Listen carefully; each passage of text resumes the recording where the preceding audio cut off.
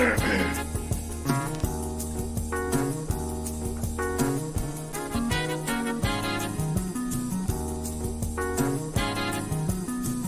the G.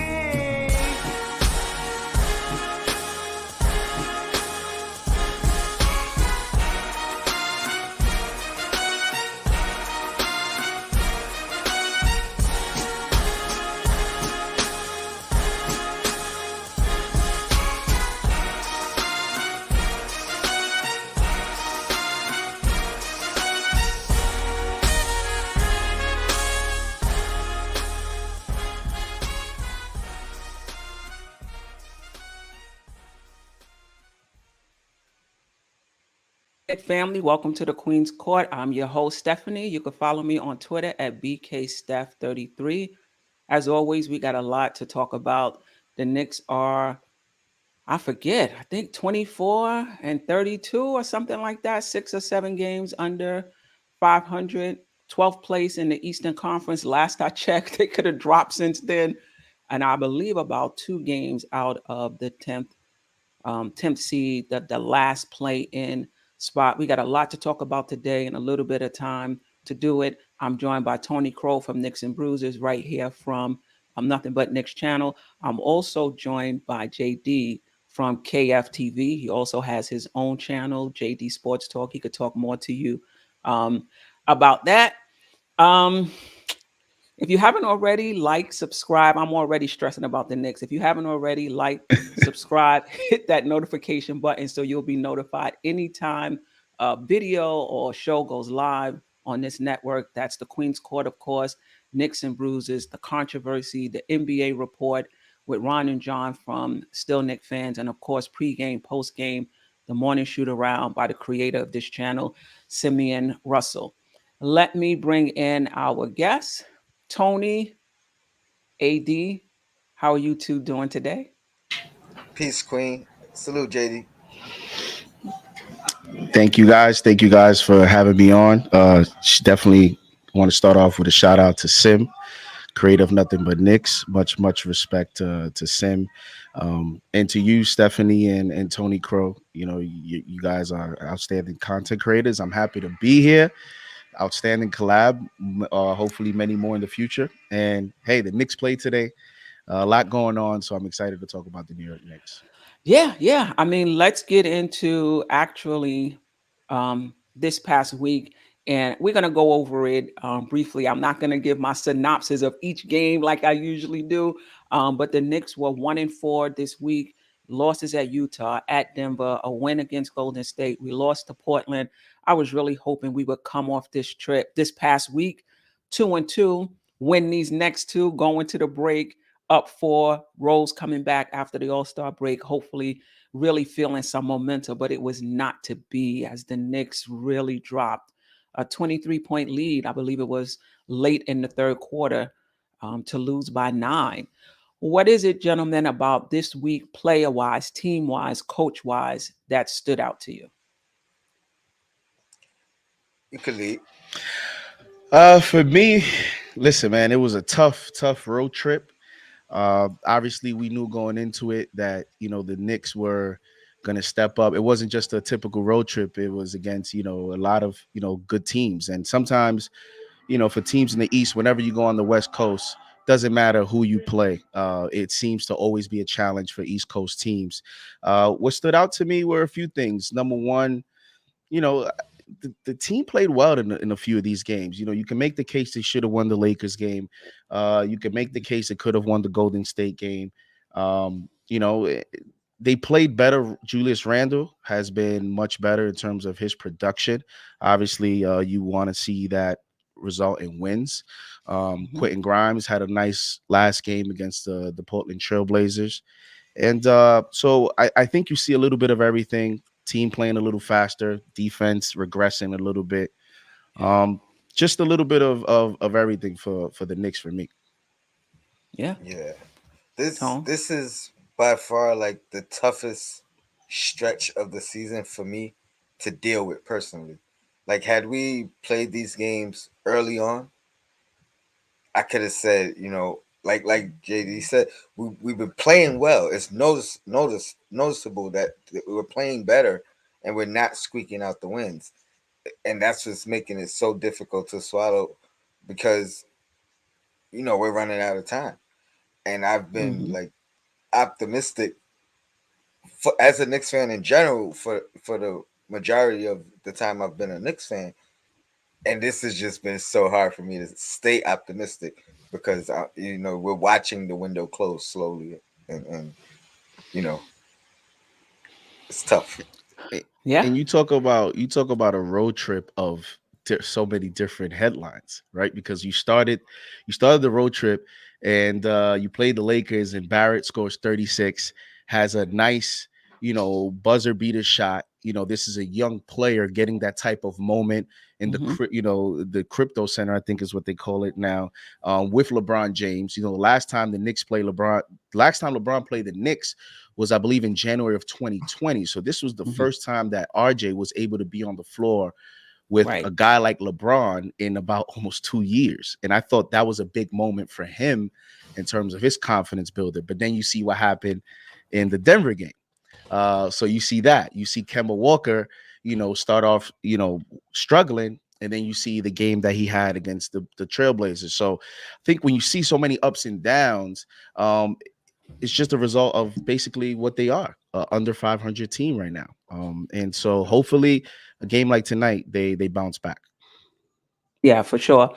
Um, just to piggyback off that, what stood out for me was Tibbs. I think Tibbs seemed to be, I mean, I guess every game he's trying to win. But when he threw that double team on Donovan Mitchell late in the fourth quarter in that Utah game to try to take the ball out of his hands, basically saying you're not going to beat us, putting RJ and Mitch in with that bench unit on this trip to try to help them because they've been struggling a little bit. And when the bench, I forgot what game it was. I want to say it was Portland. It may not have been, the bench struggled mightily, and he came right back in with the starters a little sooner than usual. I know we've been asking him to do that when the bench plays well, but the starters was playing well, and he did that. We could talk about having RJ in, at the end Ooh. of that game, but I thought Tibbs was kind of on it a little more. A little more than usual. And obviously, we'll talk about this a little later. Randall, if this was the Randall in the beginning of the season, this is a totally different Nick team. You know, the other question I have is this going to continue when he gets back to the Garden? How much of this is on that West Coast trip? He doesn't have to worry about the booing. He doesn't have to worry about the fans. Will this continue? Um, and if it does, is it too late? Is it too late? Anything else about this week Man, before we move on? Yeah. I think I'm good. It's just been tough. It's been tough. Let me tell you how psyched I was. I'm always looking to see. I can't tell you how many times this season I thought the Knicks turned the corner. So when we beat Golden State, because and like to JD's point, we played pretty well those first two games. We didn't have a lot to show for it though, but I thought that we played pretty well. When we beat Golden State and then we was up in Portland, my mind was going, oh, we get these two games, we get those two, we 4-game winning streak going into the break, Rose come back, we might be able to do something. Because I feel like the Knicks, other than that point guard position, I could see the Knicks getting hot, if they get in there. Because we've seen them play extremely well. But it's like every time we feel like, or at least I feel like that's going to be the case, you give up a 23-point lead in 17 minutes. And then I'm right back to saying, I don't think this team is good enough. Anyway, before we move on to the next segment, let me welcome in AD. He has a show on Blanche Tears. If you want to talk about that, AD, you can. And the question was, what was it about this past week that stood out for you, player-wise, coach-wise, team-wise? Yeah, what stood out for you? Well, let me say good evening and salute to the Queen and the Kings. Appreciate you. I'm a fan of everyone's show here. I watch you guys all the time. As far as the show on Blanche Tears, it's myself, Uncle Freezy. For those who watch this, me and Freezy. Sundays at 11 a.m. We go in, old school Knicks. We take a journey today, tomorrow, what will be. But as for your question, I think Randall's play has been, better overall. But like, even when he's playing better, you can see this is just a poorly constructed team. Can you talk more about that? They're still close to the bottom in pace. Randall still wants to handle the ball a lot above the 3-point line, above the free throw line. Mm-hmm. I had to calm myself down before I came on because, as you know, I'll text you, I'll call you, and then I'll go bananas, right? So Like when you let me pulled over try. on the side of the road after the trade. Oh, why you have to take me back there? But this has been a team, like, since this present management has been here, since forever, we're going back to, Stephon Marbury, or even before that. We've needed a point guard. We've needed a general that can steer the ship and right the ship and get people in certain places at certain times when it's necessary, right? So that's what I mean by poorly team construction, not giving out, Christmas bonuses in August, because that's what management did. Todd, you need some more money on the original deal we're gonna give you? We'll give you some more money. New Orleans, you still with that junior high school body? All you can do is block shots?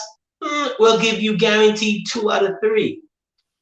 And so on and so on. They just ran it back and brought in 2 guys that don't fit what the coach, his resume has been, which has been defense. You bring in a But guy. Go Noel, ahead. you don't think Noel fit? No, I not mean, he played no, not Noel. I'm talking about Kemba in and the Frenchman. Okay, fine. Okay. Even in their best days, they were not defensive-oriented players. They were known for offense. But one of the gentlemen, first of all, this is both of them. One has never played meaningful basketball before last year going to Boston. So all of that he was doing in other places, he never played meaningful basketball. So it looks pretty good when you're on bad teams. Kemba, I've said it, and people see me before, bone on bone. Bob, he can't play. It hurts me to watch him out there because he can't be the player that he used to be, or not even a tenth of it. So that's when I say poorly constructed, I mean poorly constructed from the top down. And don't get me started on Obi. I'm not gonna go there right now. No, don't go. Yeah, all right. Steph, Can Steph, I give a if I, little? Yes. no, I No, was, absolutely. no, I was I'll just gonna just say, say, for the sake of time, if we could keep our comments to like a minute or so, one rant excluded for everybody, exception to everybody. Okay, I had mine. I'm good now. I got it out. I'm good. I would just wanted to piggyback off your tips point. I think, listen, they announced RJ day to day. This is now 3 games that he's missed. So this, Yeah. I think, what if this continues and he misses a few more games and it gets ugly at the Garden, Mm. that moment where Tiz made that decision, in terms from a fan base relationship to the head coach, that could seal the deal in terms of their confidence and faith in him moving forward. I don't know if Because it could get any worse, JD. right. I don't know that you could get any. I mean, people have sent me the Derrick Rose videos where he left Derrick Rose in Chicago. Like, it's gotten that bad where it's like nightmares. And what's going to happen is, moving forward, even when he does come back, now fans are looking at every single game up to the minute. The next time we're up 12 with 2 minutes to go, if the starters are up, it's going to, like, he's created now an additional conversation that I don't think is going to benefit him. We already saw with Julius Randle where he put the thumbs down on the fans. I said at the moment, I don't know that players in New York City win. Uh, they win that argument when you go at the fans, whether you're right or wrong. You Right. just put an additional microscope on you, and I think Tom Thibodeau has done that because out of all the players in the Knicks, you did it to the number 3 overall pick, the guy that a lot of us hope can be one of those cornerstone pieces to a future contending team. It hasn't been much. You're welcome, Walter Blackman Jr. We'll see. I mean, if the Knicks win, we won't hear nothing else. We won't hear anything else about it. But I think you're right in that respect. Let me pull up this slide. The Knicks have been. I'm interested in what you guys think on this 4 game, on the 5 game West Coast trip. The Knicks have been playing at a faster pace. It's better to watch for me. I love watching them that way, play that way. The score, the offensive um, rating is up, our points is up, but our defense and other metrics are down. Let me pull this up. And I guess the question I have for you guys is we want them to play at a faster pace. Does that work for us or not? Excuse me. Let me just get to, yeah. Does that work for us? So we were 30th in the pace before this West Coast swing. We've been 15th in pace since then, scoring more points. The assists are about the same. Our offensive rating is better from 24th to 18th. Our defensive rating, though, went from 12th to 21st. Yeah, let me just put went from 12th to 21st. Our opponent field goal percentage went from 3rd to 18th. Do you think that's just a part of us playing fast, or do you think it was the teams we were playing? It just seems that the pace is affecting our defense, and you think like we should just continue. Um, JD, I'll start with you, then I'll go to AD, and then Tony. I mean, it's the thing about this roster is just it's a weird mix, and I think part of the change in pace is continuing to find ways to get like a Evan Fournier going, who shot very well from 3 in the month of January, and also RJ's ascension here late the last 20 games. Part of that is he engages more in a fast paced environment. The flip side to doing that is when you look at the personnel and you look at a Kemba Walker and you look at an Evan Fournier, it's a lot of slow foot speed in the starting 5 because Right. Randall, you wouldn't necessarily say is the most athletic player, and RJ has his physical limitations. He's a strong defender, but he struggles against speed and having to cover outlets and things of that nature. So I think when you decide to play that way, you're kind of giving something else. And in this case, it's going to be defense, especially considering Tibs rotation. Now, if you were to tell me you're going to start playing a Jericho Sims, a Deuce McBride, you start mixing up Cam, sees an uptick in minutes, I think that's the best way to play for the roster. But the rotations doesn't fit necessarily at this moment, this present time, because of some of the players that are involved in it. You don't have a lot of strong defenders on this team. So, in the last 5 games, too, as you mentioned there, the Knicks lead the NBA in free throw attempts Right. at That's a good point. 150 free throws the last 5 games, and they've made 75% of those free throws. So that is also one of the improvements that they made on this West Coast trip. But until this roster gets improved and certain changes are made, I think you're going to continue to see the struggles on the defensive end. But do you think we should slow the pace back down, though? Our defense was much better at the slower pace. It was ugly to watch, though, because it seemed like the pace slowed everything down, and they just didn't look good to watch. But look at our net rating at that time was 0.1. Now I don't know if that had a lot more to do with the teams we were playing up to that point. Um, but what do you I think? think it is only for the simple fact that your Julius Randle seems to be one of the biggest beneficiary of this. His Yeah, production has no gone doubt. up, and when you're an organization like the Knicks and you see a guy that struggled so much, you want to see you want to have that film to show him and say, listen, this is how we're playing best. We'll worry about the defense later. You got to take one step at a time with a guy like Julius Randle. He's dealt with a lot of, the mental aspects of the game. And if you're going to get an uptick in offensive production, then you take the defensive lapses. Because again, it's difficult to play good defense when your front line of your defense is Kemba Walker and Evan Fournier. But if I'm going to get a better offensive output from Julius Randle, who we don't know what his future is. So at the very least, you're increasing his trade value heading into the offseason. I think, where the Knicks are right now, you have to start looking at how can we increase the value of some of these players and what is the best things we have to do to put them in a position to succeed. And to your point, and I will get to you, AD, you can argue that, as much, and we're going to talk about this next, how upset we were, well, a lot of us were, with the lack of movement at the deadline. There has to be a willing partner, right? There has to be other teams that like the players that you have.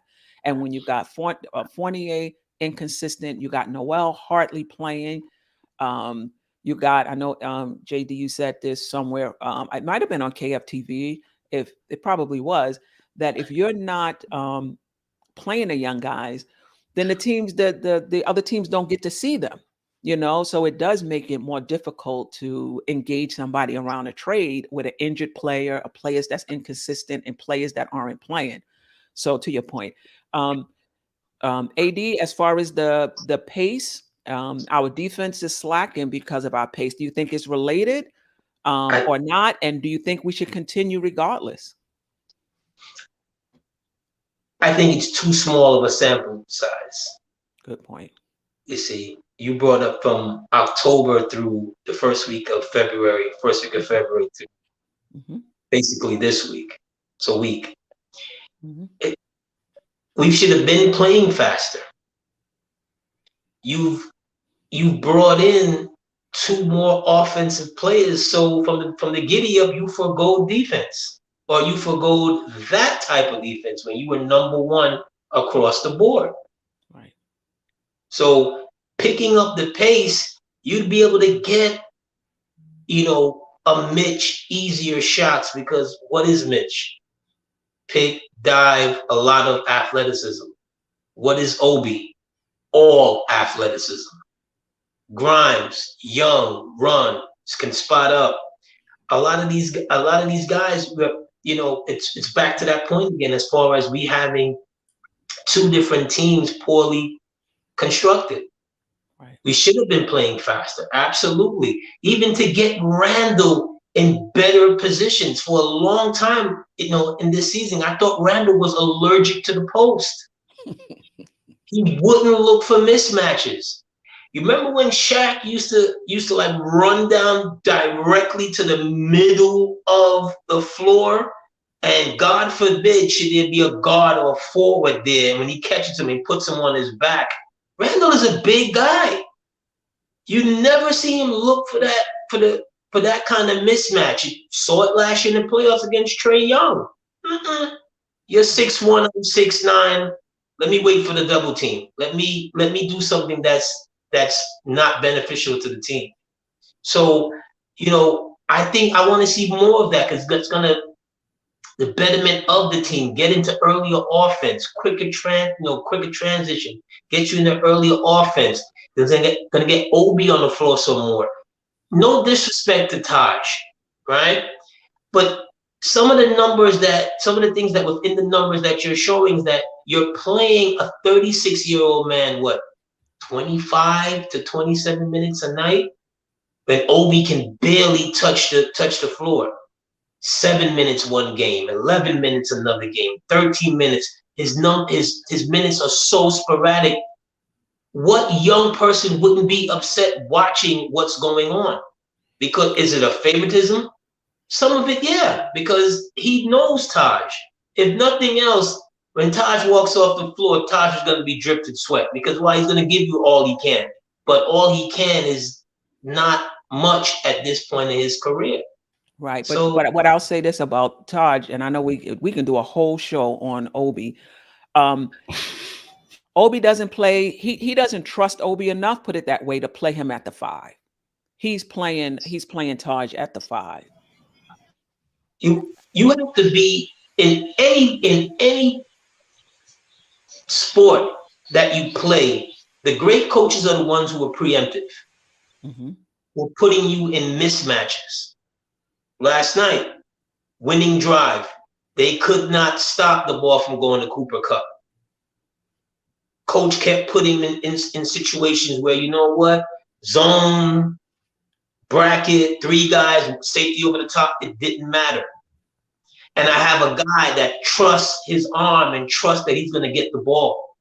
You see, trust is a major part of this. He doesn't trust Obi in so much. Why? Because Obi will miss a rebound here or there. But he's got pogo sticks for legs. Can jump out the gym. Understood. Understood. Let's All right. move. Anything else, Tony? Talk about pace, and then let's move on. I I hate think that I got this cast on with a little for bit my of time. short format show. Yeah. I think they got to keep the pace exactly how it is, these past 5 games, or increase it a little bit more. With Tibbs, he's never going to stray away from defense being the focus. So I think the defense should slowly and surely get back to where it's normally at with him. But if you could keep that pace up, I think that benefits the team long term. Not that there's much long left. Yeah. Woo! Yeah. Oh boy. Um, Yeah, I'll say the same. I like the pace. I like watching the Knicks play like this. It's a joy to see Julius Randle. I'm not saying he's playing perfect basketball, but it's really good to see him playing quick, um, making quick decisions, passing the ball, being efficient. Um, I don't think we had a lot to show for it on this West Coast trip, but I don't think it was because of the pace. I think it's the Knicks just learning how to close games. You got to hit free throws. I know JD brought up, they're shooting 70, they're going to the line about 150 times over this 5-game West Coast trip, shooting 75%. I don't know if it's 75% in the last 5 minutes. It seemed like, it seemed like if they make one, miss one, make one, miss one. But I like the pace. It's just a matter of continuing it and learning how to get timely stops, timely shots, and hit your free throws down the stretch to close games. Steph, I Yeah. wanna I wanna pick up a little bit to what you said previously as far All as, right. In 30 other seconds are left, so we could get to the next other segment. other folks not wanting to pick up the phone with you. So I'm gonna leave it right there because I'm gonna pick up on that part right there. Because if that's the case, there's a lot of people need fire. Well, we about to get into that to this segment. I know, the fans in the chat maybe don't even want to talk about this anymore, but this is actually the first show, the first Queen Court since the trade deadline passed. So I want to delve into it a little bit, though. People may be over it. The Knicks stood pat at the deadline. There was um, no movement. And I'm just interested in you guys' thoughts, why you think that is. Like I said, I just think no one really was interested in the players the Knicks were offering. But I'm interested in your take. We're gonna start with Tony, then we're gonna go AD, and then JD. I'll keep it short and simple. It could have been a number of things. It could have been the Knicks not liking the offers that were out there. It could have been the other teams not liking who the Knicks were offering. Mhm. But I just to close it out, I feel like no trade is better than the wrong trade, and we've made the wrong trade in the past. We've dealt with those nicks and bruises because of it. So I'm okay with us not making a move this year because the contracts become even more valuable next year expiring. Okay. Okay. JD. I was actually disappointed that they didn't make any moves. I'm coughing like crazy. Okay. I was actually disappointed that didn't make any moves. Being that, there was credible reports from people like Ian Begley when they acquired Cam Reddish that one of the main focus the Knicks were gonna spend, the remaining month was to try to find rotation, a path, an easier path for Cam to be in the rotation, and that did not really happen. And when I look at some of the deals that were made, you talking about a player like Davis Bertans was moved. Spencer Dinwiddie, who I know the name may come across like, oh, he's playing great. He really isn't. He's shooting he's not. 31% from three. He's been horrific as a shooter. And so that is a reason why the Wizards immediately wanted to get rid of him, just signing him. When you look at some of the deals that were, made around the league, Eric Bledsoe was moved. You even got a young player like Keon Johnson on the move. It was just disappointing. Now I understand the fact that you don't make a bad move, and I get that. I just personally think that's the easy answer now because no moves were made. I think they were trying to make a move, and for whatever reason, there was no takers. We talked about when they made the decision on Kemba Walker, they completely took him out of the rotation. There was a report right thereafter that there was no interest in him. And so I don't know what was the idea of let's play Kemba to boost his trade value. You're talking about a guy you need load management. So whoever takes him, you have to deal with that. That's not going to change just because he goes on your team. He's not a great defender at this point. And you don't know what you're going to get out of him in terms of this Kemba Walker. And I love Kemba Walker. I have some relationships in between in terms of connections to him. So I love Kemba and everything. It's all due respect. But, I think it was just an indictment on the offseason moves more than the trade deadline. In other words, you signed Evan Fournier. As a front office, you made the decision to for the most part, run it back. And none of those transactions brought you any value at the trade deadline. Now, the draft is a different story, but there's two sides to a front office. We can't just always say, well, they had a great draft and let's continue to rely on that. When you're talking about completing a team, the front office, those free agent signings are going to be huge in the future to completing a team and ultimately building a contender. No doubt about it. Yeah, and to your point, drafts, free agents, trades, right? The Knicks are getting better as far as trades are. The draft is concerned, but trades and free agents, we'll see. Even though Cam Reddish was okay in my opinion. AD. I heard something the trading deadline day when I think right after Woj announced, I called, me and you started talking, right? And then Woj said something into the effect of, nobody saw this coming. Nobody knew that the Sacramento deal at Indiana and Sacramento was going to happen. And, the players got traded. If I mentioned earlier that since basically my junior high school days, we've needed a point guard. Every time you get on the phone as Knicks management and you call a team that has a point guard, a credible point guard, especially Sacramento that had a glutton of guards, not just points, but just guards in itself. You mean to tell me that never crossed, you never said, well, what about that guy?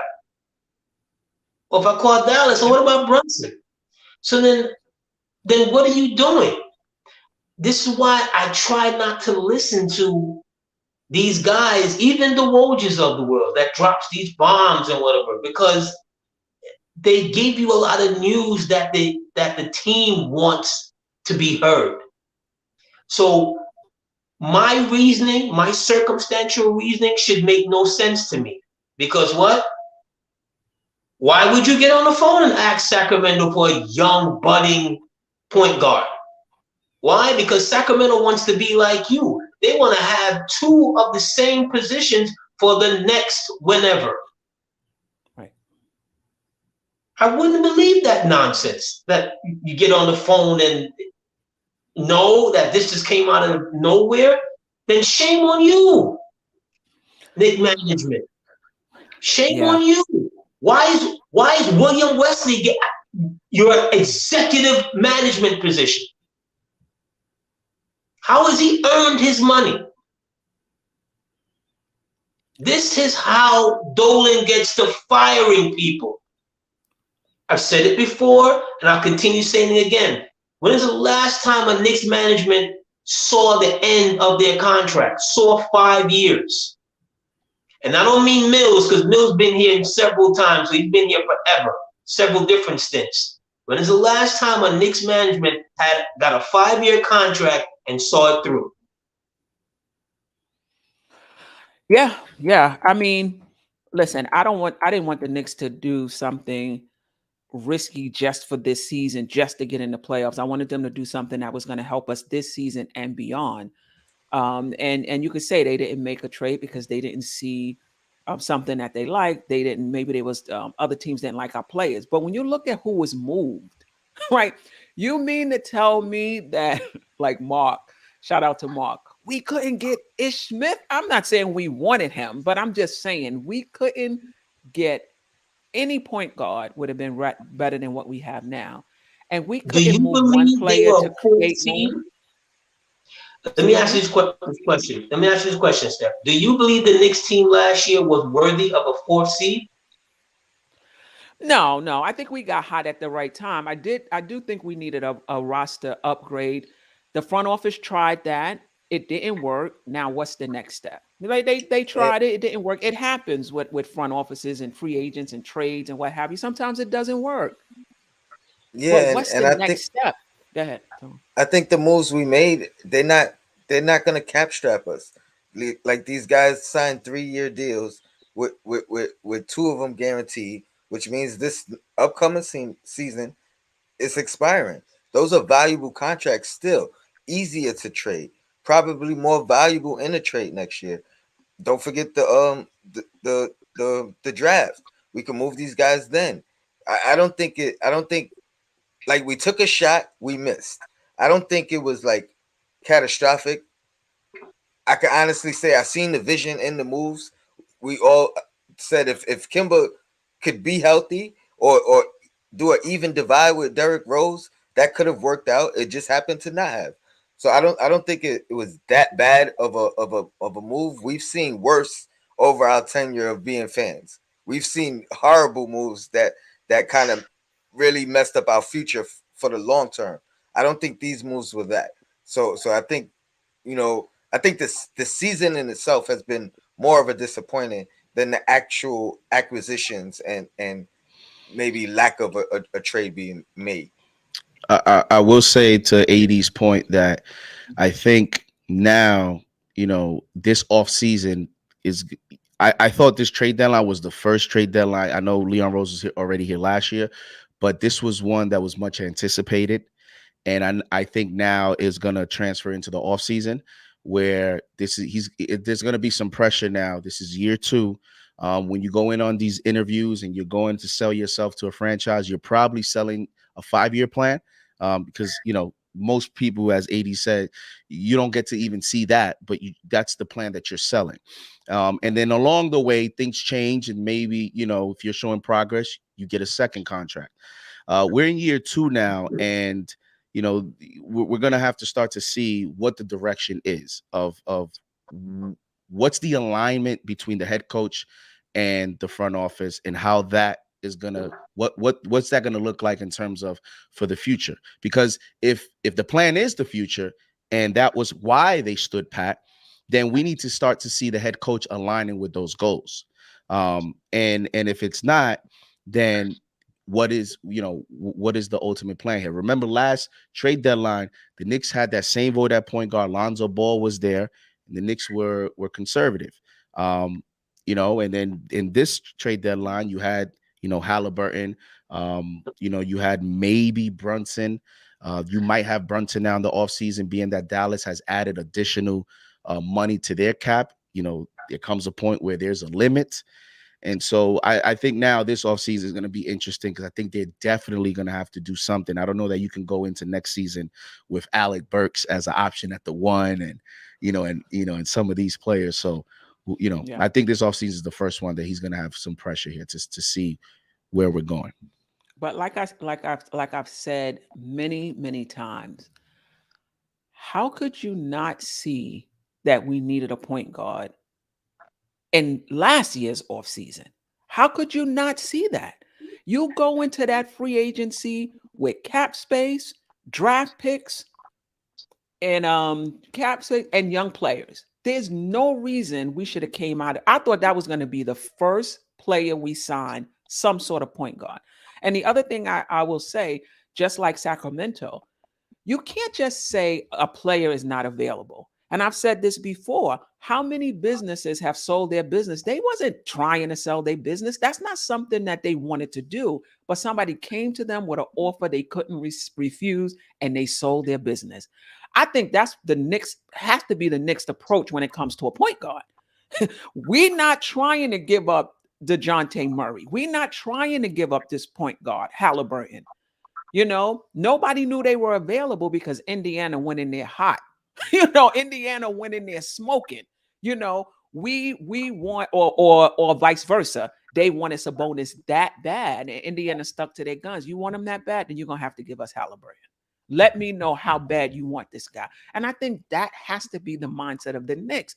But what I will say is that possibly because of Randall handles the ball so much, maybe their thought process was it's going to be hard to find a point guard that can play with him, similar to LeBron. Not that he's LeBron, similar to Westbrook, those ball heavy players. It's hard to find somebody to play with them. And because Randall has been handling the ball now, it's going to be hard to put him back in a box, so to speak, and say, we don't need you to do that. So perhaps they were looking for somebody who could play both on and off the ball to try to play with Randall. Though for me, I think we need a primary ball handler, and I think we need to limit Randall's role. But I'm just thinking maybe that was the front office thinking in the offseason, which I don't agree with. And I said that from the beginning. And shame Any on other them. thoughts? Shame on them. Shame on them for thinking that. Shame on them, because Randall had a brilliant year with nobody in the house. Not a boo in sight, right? Nothing in the house. He had a contract. You ripped it up and said, here's this new contract because you're a star. You know what the whole saying is? Too much is given, much is required. Why would you go out and rip up his contract without saying, let me see you do it again? The money gonna be here. No, We're gonna it would have be been here. more. It would have been more. I think the Knicks, I but would you have could say that they bet and lost. gladly paid him more. I would have gladly paid him more. If he did this again, if he put on the same performance that he did last year up until game 1 against Atlanta, he would have been able to write his ticket.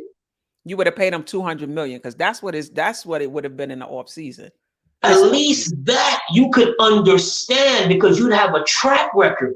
I would say, no, he's here. He's arrived. Okay, he needs this and this to get better. You could then go with that. Oh, they were double teaming him in Atlanta. They were doing some things that defensively he didn't see before, although he ate them up in the regular season. In the playoffs, you could have said, well, he now needs this and this. If you believe in him so much, you're going to give him a man with one leg? Yeah. You gave the Frenchman a 4-year contract when PJ Tucker, who just won a championship, went down to Miami for how many? And I'll leave it there.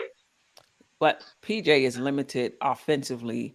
He's great defensively as well. I think the Knicks were trying to infuse some defense some offense into that lineup.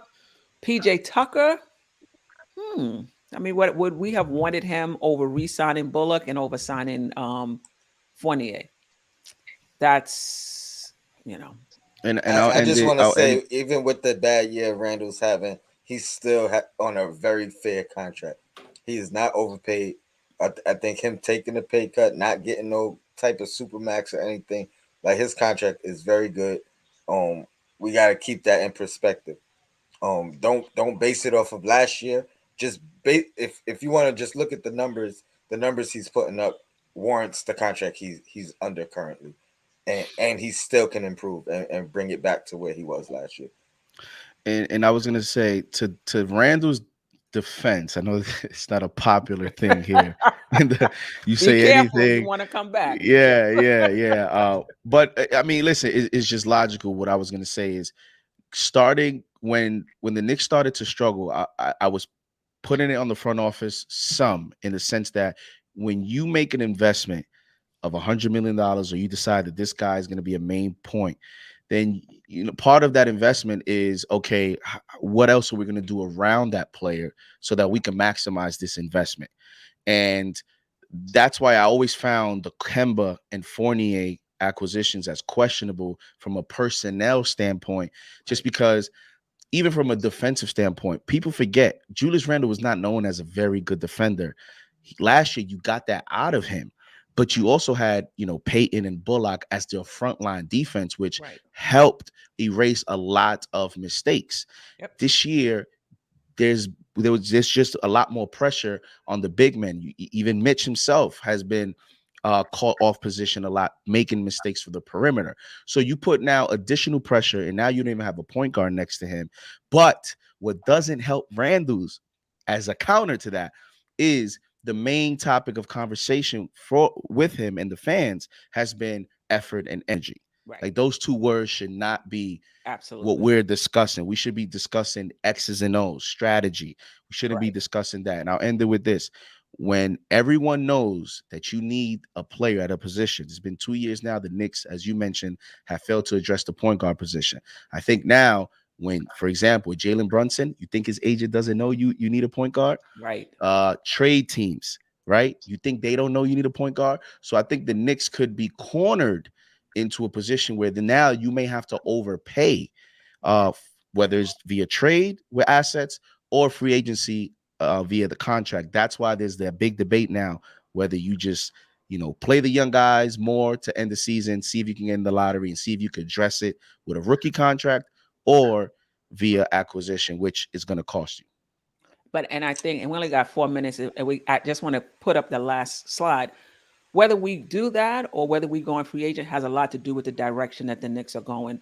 Or is this just a one step forward, and you're still talking about becoming a perennial playoff team, and hopefully a contender? Or are you going to break this down and kind of go back? That's going to have a lot to do with what they do um, in terms of going young. If you go young, you pretty much made that decision. Let me put up real quick. This is who we played. There's only 2 games this week. Tonight we play OKC at 7:30, and then Wednesday we play Brooklyn, who, oh, how the mighty have fallen. I think they're in eighth right now. Harden was traded. KD is injured. Kyrie is only playing in away games. They having some problems over there, but they traded for Simmons. I'm not sure if he'll be on the floor Wednesday. Any quick thoughts? Tip off is usually around 7:40, guys. We're going to end it really quick. Any thoughts on these upcoming 2 games against OKC and Brooklyn? I'm praying for the best. After the last loss, I can't even go in anticipating a win anymore.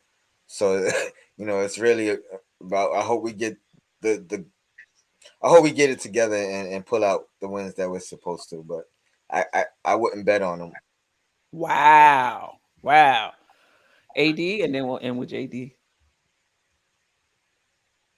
Well, the OKC, I think, is a loss. The game Oh, against Brooklyn is the first time New York is gonna have the Hindenburg and the Titanic collide right in their harbor, and it's gonna be over. I don't know who's gonna win at this point in time. As I told you earlier when we texting earlier, I know what I want to do. I know what I want to see done for this team, and that's it. Go Knicks! Yay! JD. Listen, man, if they don't win tonight, oh my God, Yeah. you talking about a team that's lost. I believe it's 5 in a row. Lou Dort is out. SGA is out. Last game against the Bulls, Lou Dort had like 31 points. He's not gonna play tonight. the Thunder also are among the leaders in putting teams at the foul line. So the Knicks will have opportunities tonight to go to the free throw line. Vucevic had 31 points last game. You're talking about, Basley and Roby are their big men. They're both 6'8", 230 pounds. So, I'm looking at Julius Randle having a big game tonight. And the Knicks just know this. You just have to win this game in Madison Square Garden. Also, they're back at the Garden after this road trip. After Tibbs did the whole thing with RJ, it's going to be interesting to see. Now the fans are going to have an opportunity to have their say. So if the Knicks don't start winning, it might get ugly at the Garden. Yeah, no doubt. And I'm interested to see if Randall can continue his play at home, right? I don't think his relationship with the fans has healed over completely. It's just like a little light scab that can come off really easily if he goes through a bad patch and they start booing again. The Knicks need to win. If the Knicks play the way they've played and tweak the closing a little bit more, the Knicks win these two games going into the All-Star break. I appreciate you, Tony, as always. I appreciate you, JD. I know this was the only day you can make it, but I felt like I'm wasting it. We only got an hour, and I got AD, JD, Tony. But Let's I do it again. appreciate you. I appreciate the work you do on KFTV. I'll be watching you. And I appreciate what you're doing. Thanks for coming on, and just thank you. When I started with MBK for just hitting me up and helping me with my lighting, helping me with my mic, and those sort of things. I really appreciate that. And I'm starting my own channel soon, and I'm sure you'll reach out again and give me some pointers. I appreciate you guys. And that's it. Any quick last words before I sign off? Uh, Thanks for having me. Welcome Of back, course. JD. And Your Blackest Time. We got Queens. We got a crossover Wednesday, and That's right. Knicks and Bruce Wednesday as well. That's right. yeah, and I'll just say shout out to Sim again. A lot of people Shout don't out know to Sim. Sim. I always like to give credit to everyone that played the step in my growth. And Sim was definitely in Sim's platform. I mean, you guys all played a part in it. So shout out to Sim. Shout out to Nothing But Knicks. And yeah, I'm excited for your new channel. And we Appreciate will you. always talk privately. So let's Yeah. let's let's do it again. Appreciate you and appreciate Sim as well, who's helping me as well. Be easy, Nick family. Me and Tone is back co-hosting the crossover, and I'll be on Knicks and Bruises with Tony on Wednesday as well. And don't forget the post game as always with Sim. We out.